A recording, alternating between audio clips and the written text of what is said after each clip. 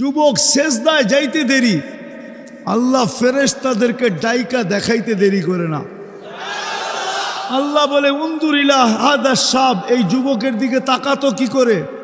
আল্লাহ জানে কি করতেছে, কিন্তু জিজ্ঞেস করে দেখতো কি করে?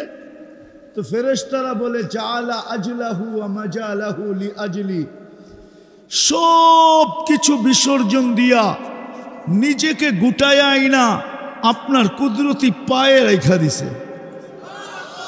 আল্লাহর সাথে সাথে ঘোষণা দেয় হাদা আবদি হাক্কা, এ আমার পারফেক্ট বান্দা।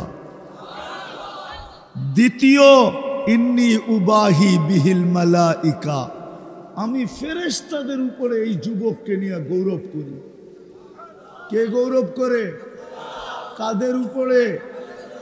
বাবা তোমার মর্যাদা কত বড়। যখন সুবহান বলা চিৎকার দেয় না, সুবহান তসবিহ যখন পড়ে সুবহান বইলা যখন চিৎকার দেয় সুবহান বইলা, তো আল্লাহ উপর থেকে আওয়াজ দেয় সাব্বাহতানি সাব্বাহতুক। আমার মনে হয় এটা সত্য। হুজুর মানবে কি মানবে না জানি না, কিন্তু একটা কাহিনী দিয়ে, আমি ওকে চিনি। আমাদের এক নব মুসলিম ছিল, ইংলিশ সাদা চামড়ার, তো নব মুসলমান। এ যখন জামাতে বাহির হয়েছে, আমি ওকে চিনি, তো ওকে যখন মাগরিবে বয়ান দিত, তো সেজদা করতো অনেক লম্বা, রুকু করতো অনেক লম্বা। ওর 2 রাকাত পড়তে পড়তে 10-15 মিনিট লেগে যেত। তো মাগরিবের পরে মানুষ 2-4-10 মিনিট অপেক্ষা করে চলে যেত। তো একদিন আমির সাহেব ধরছে, ভাই মানুষ তোর বয়ান শুনতে আসে, আজ থেকে অনেক দিন আগের কথা, 15-20 বছরের আগের কথা। মানুষ তোর বয়ান শুনতে আসে, তুই যে লম্বা নামাজ পড়িস, মানুষ তো সব চলে যায়, তুই একটু নামাজটা ছোট করতে পারিস না? তো ইংরেজ বলতেছিল, আমির সাহেব তোমরা তো পুরান মুসলমান, তোমাদের রিপ্লাইটা খুব তাড়াতাড়ি আসে। রিপ্লাই বোঝেন? রুকু কবুল হইল, সেজদা কবুল হইল, রিপ্লাইটা খুব তাড়াতাড়ি আসে। আমি তো নতুন মুসলমান, আমার রিপ্লাইটা আসতে অনেক সময় লাগে, আর যতক্ষণ পর্যন্ত রিপ্লাই না আসে উপর থেকে আমি রুকুর থেকে উঠি না, সেজদার থেকে উঠি না। বিদা আমার বিশ্বাস হয় এই কথা। যদিও কেউ আঙ্গুল উঠাবে যে এটা কিতাবের কোথায় আছে, আমি কিতাবে পাইছি দেখেই বলতেছি। যুবক যখন সেজদায় সুবহানা বলে, সুবহান রব্বিয়াল আলা, তো আল্লাহ বলে সাব্বাহতানি সাব্বাহতুক। যুবক তুই আমাকে পবিত্র বললি, আর তুই অপবিত্র থাকবি, এটা হইতেই পারে না, আমিও তোকে গুনাহ মাফ করে পবিত্র করে দিলাম।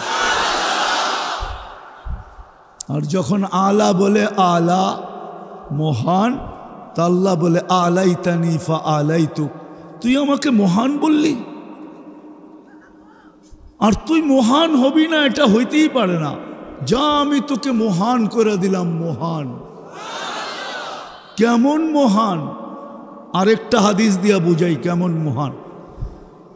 এই 5 ওয়াক্ত নামাজি যুবক যখন রাস্তা, দিনদার যুবক যখন রাস্তা দিয়া চলবে, তো আল্লাহ চিৎকার দিয়া বলে, চিৎকার দিয়া লাউলা শাবাবা খুশা। আমি তো আজও বাংলাদেশে বলি, কিছু মানুষের কারণেই দুনিয়াটা টিকা আছে, নাইলে যেই মুসলমান যাদেরকে আল্লাহ ডাকে ডেলি, যেই উম্মতের ডাকার দায়িত্ব আল্লাহ নিলেন, হুজুর সামনে বসা আছে বলুক, কোনো উম্মতকে ডাকার দায়িত্ব আল্লাহ নেন নাই। নামাজ ছিল বটে, কিন্তু ডাকার দায়িত্ব ছিল না। ডাকার দায়িত্ব ছিল না, আমাদেরকে ডাকার দায়িত্ব আল্লাহ নিছেন। এটারও মনে হয় একটা কারণ আছে। নামাজ যখন 50 ওয়াক্ত দিলেন, মুসা আলাইহিস সালামের সাথে সাক্ষাৎ হইল, বলল 50 ওয়াক্ত আপনার উম্মত পড়তে পারবে না, কমায়া নিয়ে আসেন। তো আমাদের নবীজি 9 বার গেছেন। কয়বার? 5 5 9 বারে 45 কমায়া ফেলছেন, রয়ে গেছে কত? আবার আল্লাহ বইলেও দিছেন, বন্ধু পরিশ্রম কমাইলাম কিন্তু সওয়াব কমামু না। বেতন, আরে বেতন পড়বে, পরিশ্রম কমায়া দিলাম, 5 ওয়াক্ত পড়বে, কিন্তু সওয়াব কয়ক্ত? কত? সত্য তো? একমত না? এটাও ভুল, আসলে এটা ভুল। 50 না, আরো বেশি। এটা তো একা পড়লে 50, যখন জামাতে পড়বে আরো 27 গুণ বেশি, 270 ওয়াক্তের সওয়াব পাওয়া যাবে। এক ওয়াক্তে 270 ওয়াক্তের সওয়াব পাওয়া যাবে যখন জামাতের সাথে পড়বে। কার সাথে? কার সাথে? জামাতের সাথে। হায়, আমিও বুঝাইতে পারলাম না জাতিকে। তো যখন 5 রয়ে গেল, তো মুসা আলাইহিস সালাম বলতেছিল কমায় নিয়ে আসেন, এটাও কমান। আমি 2 ওয়াক্ত পড়াইতে পারি না, আপনি 5 ওয়াক্ত পারবেন না। কিন্তু আমাদের নবীজি 9 বার গেছেন, যাওয়ার কারণে লজ্জা অনুভব করছেন, বলতেছে আমার লজ্জা লাগে, আমি আবার যাব। তখনই মনে হয়, কিন্তু দিলের ভিতরে ব্যথা তো ছিল মুসা আলাইহিস সালামের কথার কারণে, যে আসলেই উনি অভিজ্ঞ, উনি তো উম্মতকে যাচাই করে আসছেন, বাছাই করে আসছেন। উনি অভিজ্ঞতার আলোকে বলতেছে 2 ওয়াক্ত পড়ে নাই, আমার উম্মত যদি 5 ওয়াক্ত না পড়ে, আমার মর্যাদা এত বড়, আমাকে আরশে ডাইকা নিয়ে নামাজ দিলেন, জমিনে রাইখা দিলেন না। কোথায় নিয়ে নামাজ দিছে? হ্যাঁ, কোথায় নিয়ে গেছেন? আরশে নিয়ে গেছেন নামাজ দেওয়ার জন্য। আরশে যাওয়ার অনেকগুলা কারণ আছে, ওটার ভিতরে এইটাও একটা কারণ, যে বন্ধু যখন আসছেনই খালি হাতে যাবেন কেন? চলেন নামাজ নিয়ে যান। বলছে নামাজ আবার কি? এটা আবার কি? এটা কি? এটা হলো আপনার উম্মতের সাথে যখন আমার কথা বলতে মনে চাবে, বা উম্মতের আমার সাথে কথা বলতে মনে চাবে, তো সে নামাজ পড়বে আর আমার সাথে কথা বলবে, আর আমি কথা বলবো। আপনি তো কথা বইলা গেলেন, উম্মতেরও তো মনে চাবে শোনার পরে যে নবীজি তো আল্লাহর সাথে কথা বইলা আসলো। কাবা কাউসাইনি আও আদনা সুম্মা দানা ফাতাদাল্লা ফাআওহা ইলা আবদিহি মা আওহা। যখন আপনার উম্মত শুনবে আপনি আমার সাথে পাশে বসে কথা বইলা গেলেন, তো আপনার উম্মতেরও তো মনে চাবে, হায় আমরা যদি আল্লাহর সাথে কথা বলতে পারতাম, তো লয়া যান নামাজ না আমার সাথে কথা বলা। এই জন্য বুখারীতে আছে মুসাল্লি ইউনাজি রব্বা, নামাজি আল্লাহর সাথে কথা বলে। আলী রাদিয়াল্লাহু তাআলা আনহু বলছে, মান ইউরিদু আন ইয়াতাকাল্লাম মা আল্লাহ, যে চায় আল্লাহর সাথে কথা বলতে, ফালিউসাল্লি, সে যেন নামাজ পড়ে। আরেকটা প্রশ্ন রয়ে গেল, আচ্ছা নবীজি তো কথা বলছে আরশে উঠা, আমরা তো জমিনে বসে কথা বলবো, দূরত্ব তো অনেক হবে, ঠিক না? না অনেক হবে না? অনেক না? তা আল্লাহ এটাও সমাধান দিয়া দিছেন, না বন্ধু নিয়া যান। আস-সাজিদু ইয়াসজুদু আলা কাদামাইর রহমান, যখন সেজদায় যাবে তো কোনো দূরত্ব থাকবে না, আমার কুদরতি পায়ে মাথা রেখা দিবে। বলছে যদি পর্দা থাকে, পর্দা তো এক হাদিসে এটাও আছে, যখন বান্দা সেজদায় যায়, ইদা সাজাদাল আব, বান্দা যখন সেজদায় যায়, তো আল্লাহ ফেরেশতাদেরকে ডাইকা বলে, মালাইকাতি ইরফাইল হিজাব, ও ফেরেশতারা পর্দা সরা, ইরফাইল হিজাব বাইনি ওয়া বাইনা আবদি ওয়া আবদাতি, আমার বান্দা বান্দির মধ্যখানের পর্দা সরা। ফেরেশতারা জিজ্ঞেস করে কেন সরাবো? তা আল্লাহ বলে, ইদান ইউনাজি আবদি, এখন উম্মতে মুহাম্মদী আমার সাথে কথা বলবে, সরা পর্দা সরা। বলো যুবক, তোমার মর্যাদা কত বড়। যখন দিনদার হয়ে রাস্তা দিয়ে হাঁটে, তা আল্লাহ বলতে থাকে, লাউলা শাবাবা খুশা। লম্বা হাদিস, আমি এক দলের কথা বলতেছি, এটার ভিতরে অনেকগুলো আল্লাহ ঢুকায় দিছেন। লাউলা শাবাবা খুশা, এই দিনদার যুবক যদি জমিনে না থাকতো, লাজালতুস সামা হাদিদা, আমি আকাশকে লোহার বানায়া দিতাম, ওয়াল আরদা সফসফা, জমিনকে তামার, ওয়াল আরদা রমাদা, মাটিগুলা সব বালু, ওমা আনজালতু মিনাস সামাই কতরা, আকাশ থেকে বৃষ্টির একটা ফোঁটানা, ওমা আম্বাত্তু মিনাল আরদি হাব্বা, জমিন থেকে একটা শস্যের দানা না, বাল আনজালতু আলাইহিমুল আযাবা সাব্বা,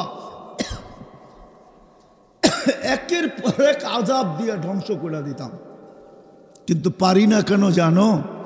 যুবকের দিকে তাকাইলে পারি না, দিনদার যুবকের দিকে তাকাইলে পারি না। বিদায় যেটা বুঝাইতেছিলাম, ছিলাম না আমরা অচিরেই চলে যাব। দুনিয়ায় তো হাজারো জিনিস দ্বারা পরিচিত, কেউ রং দ্বারা পরিচিত, কেউ ঢং দ্বারা পরিচিত, কেউ খেলাধুলা দ্বারা পরিচিত, কেউ আওয়াজ দ্বারা পরিচিত, এক একজন এক একভাবে পরিচিত। আমার প্রশ্ন এটা না, আমার প্রশ্ন হলো চলেন এইখানে রায়পুরার মানুষ, শুধু এই এলাকার মানুষের কথা বললাম না, দূর দূরান্ত থেকেও যারা আসছি, একটু ভাবি কাল সকালে যদি আল্লাহর কাছে চলে যাই তো আমার পরিচয় কি দ্বারা হবে? আল্লাহর কাছে কি দ্বারা পরিচয় হবে? দুনিয়ার কোনো জিনিস দ্বারা যদি পরিচিত হইতো তাহলে কোরআনে রাজা বাদশাদের কথা আসতো না। ফেরাউন তো রাজাই ছিল, নমরুদ তো 800 বৎসরের রাজত্ব ছিল, মশা ঢুকার আগে 400 বৎসর, মশা ঢুকার পরে 400 বৎসর। নমরুদের রাজত্বে কোনো অপোজিশন ছিল না, বিরোধী কোনো পার্টি ছিল না, 800 বৎসরের রাজত্ব ছিল। দুনিয়ার পরিচয় তো চলবে না, তাইলে কোরআন এত বড় চিত্র আঁকতো না। সমস্ত জিনিসগুলা কোরআন উত্থাপন করছে, উঠায়া ধরছে। বাপ বেটার সম্পর্ক যদি চলতো তাহলে তো নূহ আলাইহিস ইসলামের ছেলের জন্যই চলতো। স্বামী স্ত্রীর সম্পর্ক যদি চলতো তাহলে তো নূহ আলাইহিস ইসলামের স্ত্রীর জন্যই চলতো। বাপ বেটার সম্পর্ক যদি চলতো তাইলে তো ইব্রাহিম খলিলের পরিচয় তার বাপের জন্য চলতো। কোরআন সবগুলা বাদেই দিলাম, রাসূলুল্লাহ সাল্লাল্লাহু আলাইহি ওয়াসাল্লামের পরিচয় তার চাচার জন্য চলতো, চাচার জন্য। আল্লাহ বললে 40 নেকি পাওয়া যায়, কয় নেকি? আবার আল্লাহ বলার 40 নেকি, আরবি কোরআনের 4 অক্ষর বলার 40 নেকির মতো না, ওজনে সমান। কিন্তু কোরআনের 4 হরফ উচ্চারণ করলে 40 নেকি পাওয়া যায়। আল্লাহ উচ্চারণ করলেও কয় নেকি পাওয়া যায়, কিন্তু দুটা ওজনে সমান, গাঠটিতে একরকম না। যেমন উদাহরণ দেই, 1 মণ তুলা আর 1 মণ লোহা ওজনে সমান, আবার না কয় ওজনে কি, কিন্তু গাঠটিতে কোনটা বড়? তুলারটা বড়, ঠিক না? ঠিক আল্লাহ বলার 40 নেকির গাঠটি এরকম বড়, ওজনে সমান কিন্তু গাঠটিতে। কিন্তু কোনো যুবক তো ডেলি একবার আল্লাহ বলে না। আল্লাহ আমাদেরকে বাধ্য করেন না, যদি বাধ্য করতো, বাধ্য করা বোঝেন তো, তাহলে 24 ঘন্টা আমরা কারটা বুক করি, অক্সিজেন কার, শ্বাস প্রশ্বাস নেই কে নিতে দেয়, 24 ঘন্টা কারটা বুক করি, তাহলে তো জমিনের কথাই সত্য। জমিন প্রতিদিন বলে আল্লাহ আমাকে অনুমতি দেন না, আলা কুল্লা ইয়াউমিন ওয়াল আরদু তাস্তাযিনু রাব্বা। খুব ধ্যান দিয়ে শুনতে হবে, কিন্তু জমিন প্রতিদিন বলে আল্লাহ অনুমতি দেন না। কি করবে? আন আবতালিয়া ইবনা আদম ফি বাতনি, আমি মানুষকে পেটে নিয়ে নিব। আল্লাহ জিজ্ঞাসা করে কেন? তো জমিন বলে 24 ঘন্টা তোমার নাফরমানি, আর চলে আমার পিঠে। আমরা কার পিঠে চলি? আমাদের বসবাস কার পিঠে? জমিনের পিঠে, ঠিক না? এই জমিনের পিঠে না আমাদের বসবাস। জমিন বলে বসবাস 24 ঘন্টা বিচরণ করে আমার পিঠে, 24 ঘন্টা তোমার নাফরমানি। আর বুক করে 24 ঘন্টা তোমারটা। আমরা কারটা বুক করি? বলুক যুবক, 24 ঘন্টা নাফরমানি করে না না করে? কোন 4 দোকান আছে সামনের বাজারে যেটার ভিতরে টেলিভিশন না আছে, ডিশের লাইন না আছে? কোন যুবক আছে যার কাছে অ্যান্ড্রয়েড সেট না আছে? সারা দিন নেটের ভিতরে কি না দেখে?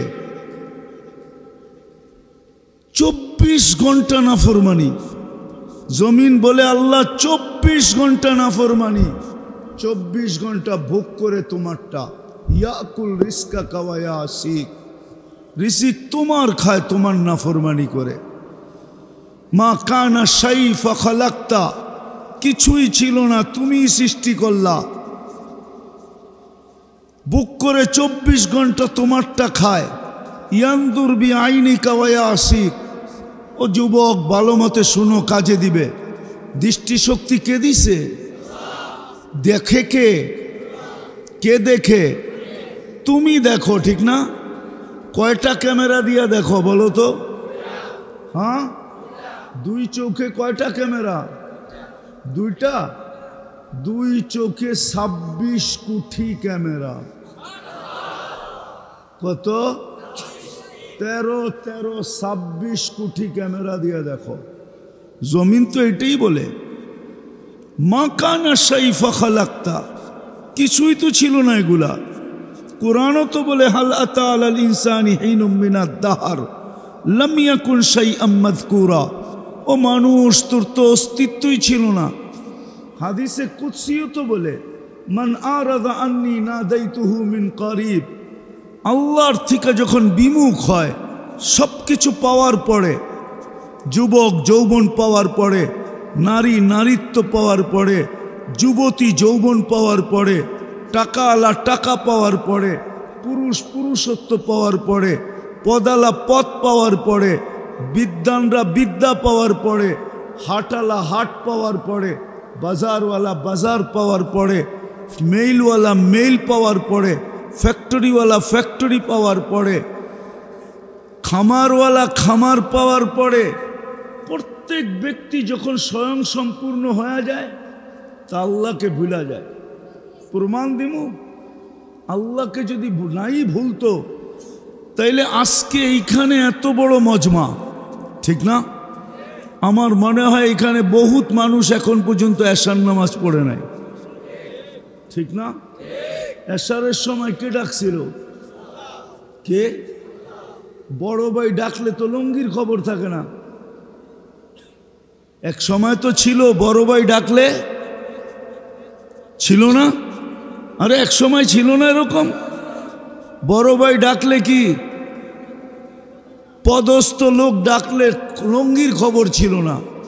ডেলি এশারের সময় কে ডাকছিল? কোন মসজিদে লাউড স্পিকার নাই আজান দেওয়ার জন্য বলো? রায়পুরার কোন মসজিদে নাই লাউড স্পিকার? লাউড স্পিকারে ডাকে।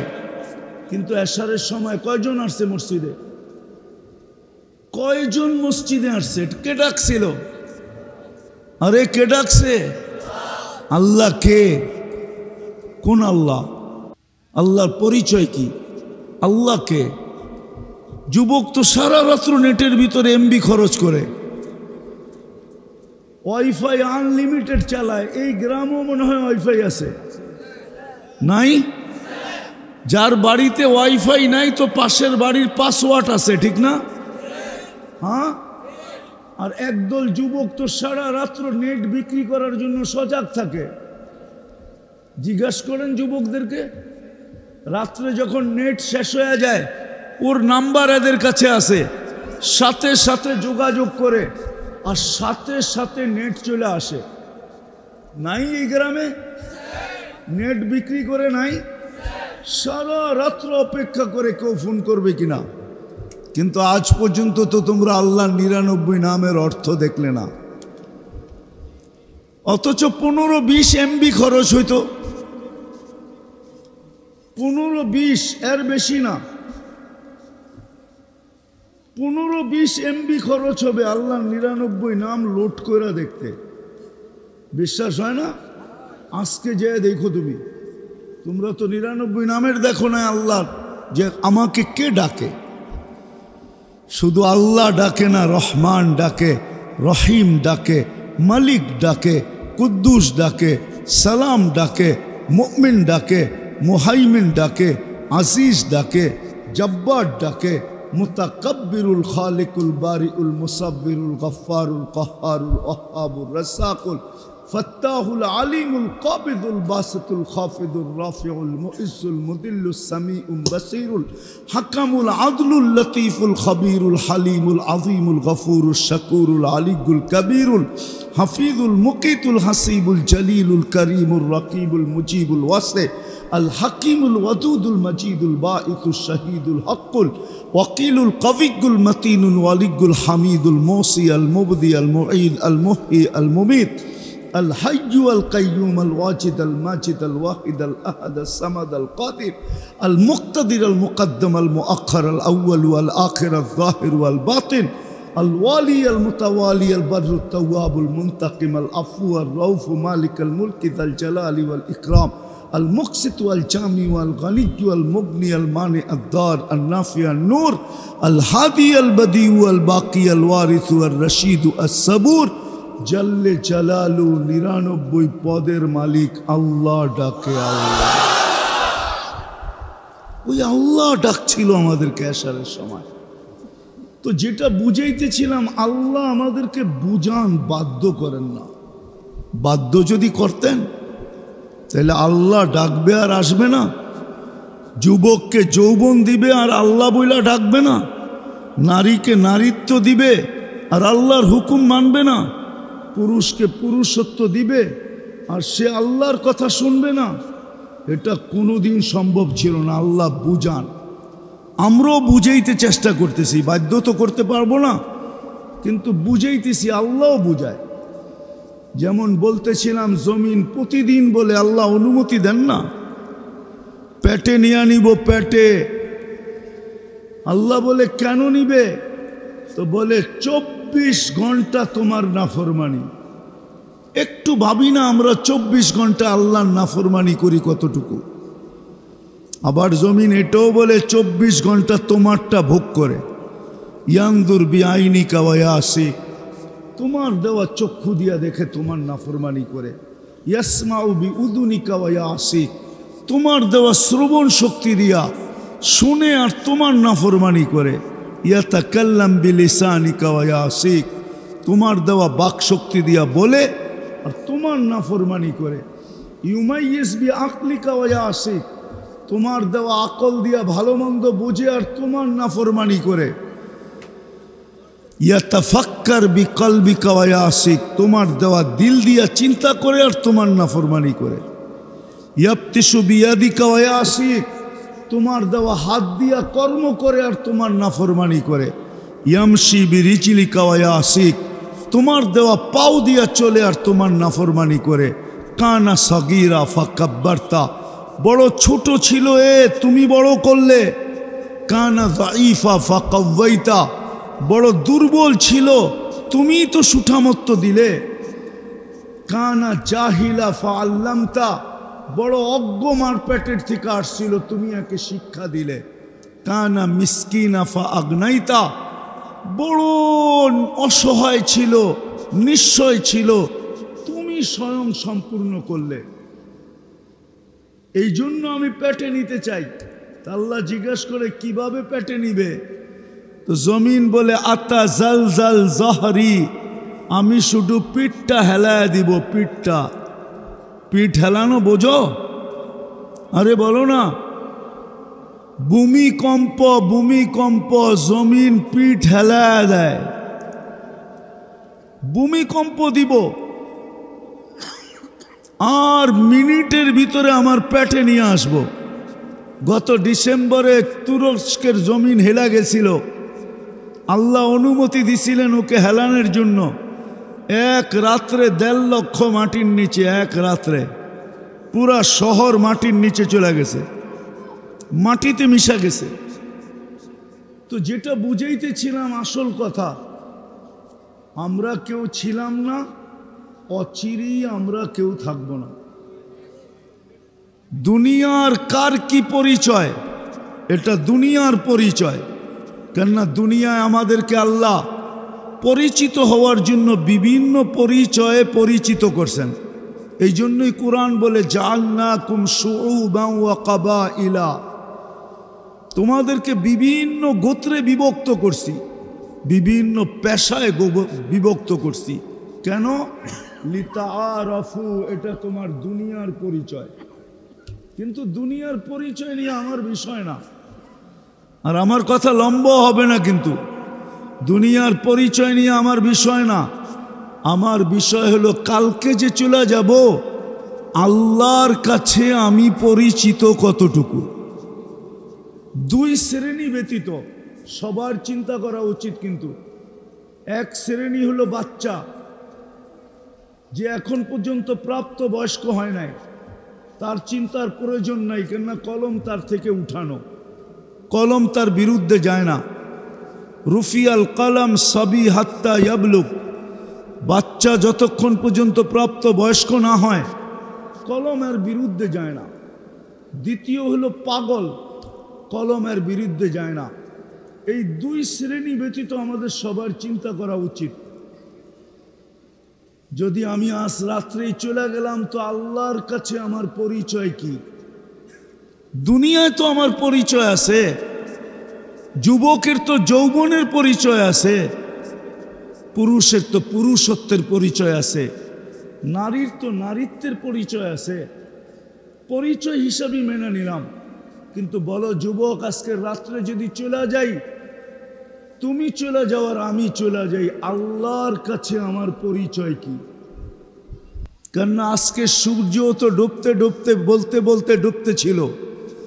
সূর্য যখন ডোবে তো বলতে বলতে ডোবে, লান আউদ ফি হায়াতিকা আবাদা, হতে পারে তুমি আর কোনোদিন আমাকে উঠতে দেখবে না। বাংলাদেশের জমিন থেকে যখন ডুবতে ছিল, তো সূর্য বলতে বলতে ডুবতে ছিল, হইতে পারে বাংলাদেশের মানুষ তোমরা কালকে আমাকে উঠতে দেখবে না, না, না, না, না। তুমি বলবে এত বড় একটা দেশ, 20 কোটি মানুষ, এক রাত্রে সব শেষ হয়ে যাবে। চলো আমি তোমাকে দেখাই। হুজুরকে জিজ্ঞাসা করো তো, কওমে লুতের সংখ্যা কত ছিল? আমি তো চোখে দেখা বলতেছি তোমাদেরকে, কেননা আমার কাছে কিতাবি এলেম নাই, চোখে দেখা আছে। আমি তো ডেড সি দেখা আসছি। কওমে লুতকে যেখানে ধ্বংস করছে ওই জায়গা নিজের চোখেই 2 চোখ দিয়ে দেখা আসছি। এরকম একটা ধ্বংস স্তূপ দেখি নাই। কোরআনে যত ধ্বংস স্তূপের কথা বলা আছে সব আমার এই 2 চোখে দেখা শেষ। আমি দেখা বলতেছি, এটা কোনো ব্যাপার না। চলো একটার কথাই শোনায় দিই। ঈসা আলাইহিস সালাম যাইতেছিলেন কোনো এক ধ্বংসপ্রাপ্ত জায়গা দিয়া। আমাকে ভাবতে হবে, মনে হয় আমি ওইটাও দেখা আসছি, যেইখান দিয়ে ঈসা আলাইহিস সালাম যাইতেছিলেন, ধ্বংসপ্রাপ্ত শহরের ভিতর দিয়া। তো উনি সাথীদেরকে জিজ্ঞাসা করছেন, ধ্যান দিয়ে শুনতে হবে কিন্তু কথা বললে চলবে না। উনি সাথীদেরকে জিজ্ঞাসা করতেছিলেন, তোমরা কি জানতে চাও এই শহরটাকে আল্লাহ সমূলে ধ্বংস করলেন কেন? তো বলে জানলে ভালো হয়। তো উনি শহরের মধ্যখানে দাঁড়ায় আওয়াজ দিছিলেন, ইয়া আহলাল ওয়াদি আজিবু রুহাল্লাহ।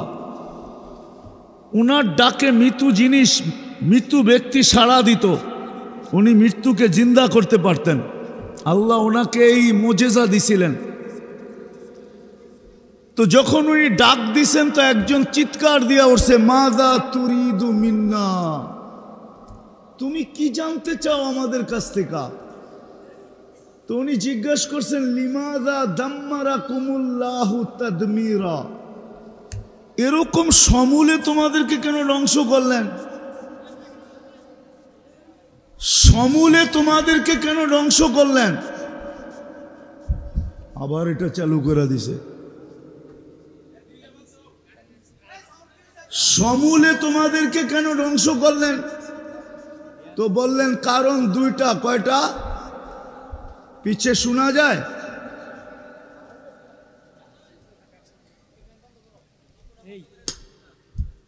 উপরেরটা বন্ধ করো, উপরেরটা তোমারে বলছি, দুটা বন্ধ করো। তুমি আমার ওয়াজই আমারে শুনাইতেছ। হ্যাঁ, আমারটা আমারে শুনে লাভটা কি? আমারটা একবারে শোনাও লাভ হবে? স্টেজে দুইটা লাগায় কান বড়া করে দেয়, কিন্তু ভিতরে কোনো মাইকের আওয়াজ নেই। এখন শোনা যায়?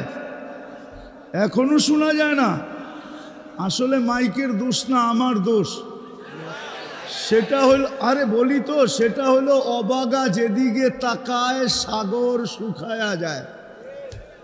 একটা প্রবাদ বাক্য আছে, আমি বসছি তো এই জন্য মাইক ডিস্টার্ব করতেছে। আমি যদি না বসতাম তাহলে মাইক ঠিক থাকতো।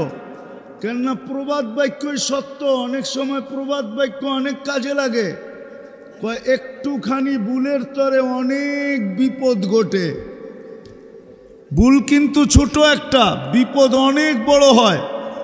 এরকমই প্রবাদ বাক্য, অবাগা যেদিকে তাকায় সাগর শুকায়া যায়।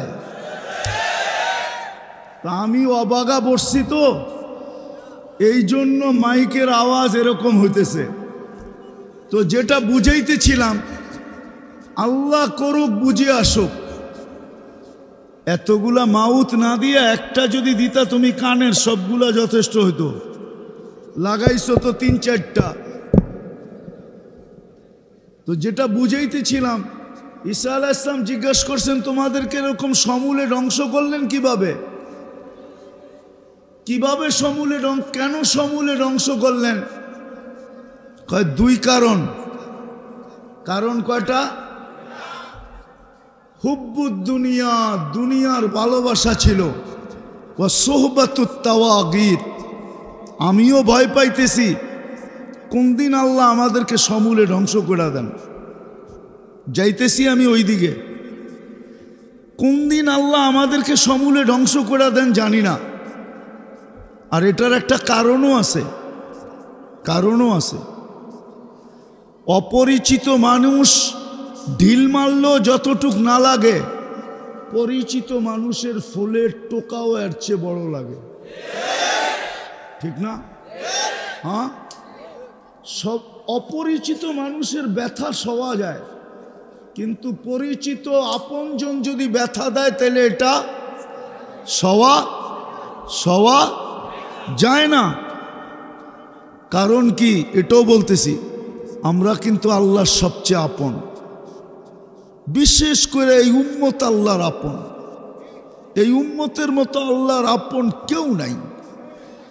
যদি কোনো উম্মত আল্লাহর আপন হইতো এই উম্মতের মতো, তাইলে আল্লাহ এই উম্মতকে নিজের জন্য নিজে বাছাই আর নির্বাচিত কুদরতি হাত দ্বারা করতেন না। আমাদেরকে আল্লাহ নিজের জন্য বাছাই করছেন, নিজের জন্য নির্বাচিত করছেন। আমি দলিল দিতেছি কোরআন দিয়া। শুহাদা আলান নাস, কোরআনের এই শব্দ আমাকে বুঝায় কিয়ামতের দিন আল্লাহ বিচার কার্যের সময়, যেদিন আল্লাহ বিচারের জন্য নামবেন আর বিচার কাজ শুরু করবেন, সাক্ষী ছাড়া বিচার কাজ হবে তো হবে কি করা? তো আল্লাহ উম্মতে মুহাম্মদীকে, আমাদেরকে আল্লাহ কিয়ামতের দিন নিজের পক্ষে সাক্ষী হিসাবে নির্বাচিত করছেন। আরো জোরে বলেন না। আমাদেরকে আল্লাহ নির্বাচিত করছেন, এই জন্য আল্লাহর সবচেয়ে প্রিয় আমরা। আরেকটা কাহিনীও আছে। আজকে প্রিয় হওয়া সত্ত্বেও আমরা যতটুকু আল্লাহর বিরোধিতা করতেছি, খোদার কসম, আমি তো ঘুরা বলতেছি, আমি কিন্তু বাংলাদেশের এই বর্তমান স্বাধীনতা দেখি নাই। কেননা আমি দেশেই ছিলাম না, কোত্থেকে দেখব? আমি জুলাইয়ের 18 তারিখে চলে গেছি, আগস্টের 18 তারিখে আমি আসছি। আমার সফর ছিল ইংল্যান্ড, কানাডা, মিশর, সৌদি আরব হয়ে আমি দেশে আসছি। 2-3 দিন ছিলাম, আবার চলে গেছি আমি কোরিয়া। আমি আসছি গত 22 তারিখে কোরিয়ার থেকে। আমি তো দুনিয়ার 103টা দেশ দেখলাম।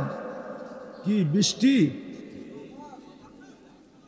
দুনিয়ার 103টা দেশ দেখলাম।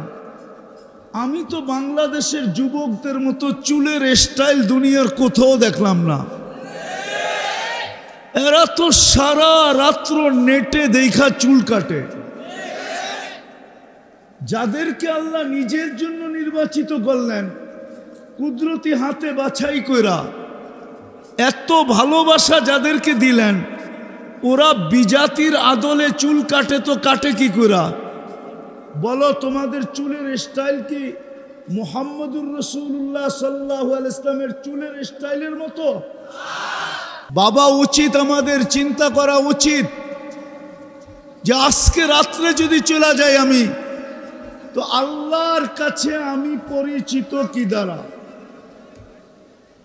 কোন জিনিস দ্বারা আমি আল্লাহর কাছে পরিচিত? চলে আসছি আমি, শেষ জায়গায় চলে আসছি।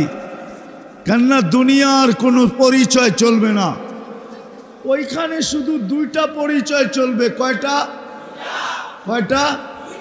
একটু ভালো মতো শুনি, শেষ করে দিতেছি। দুইটা। কয়টা? দুইটা পরিচয় চলবে। যুবক, ভালো মতো বুঝো, কিন্তু তুমি তোমার যৌবনের দাম জানো না। আল্লাহর সিদ্ধান্ত এটাই ছিল, বৃষ্টি অনুমতি দিতেছে না। যদি অনুমতি দিত, বৃষ্টি যদি নাই হইতো, তাহলে আমি তোমাকে বুঝাইতে চেষ্টা করতাম মন ভোলা যে তোমার যৌবনের দাম কত। তোমার যৌবনের দাম কত তুমি জানো না, যে তোমার যৌবনের দাম কত। দুনিয়ার তোমার যৌবনের দাম দিতে জানে না, দিতে জানবেও না, দিতে পারবেও না। আল্লাহ তোমার যৌবনের যে দাম দিবে,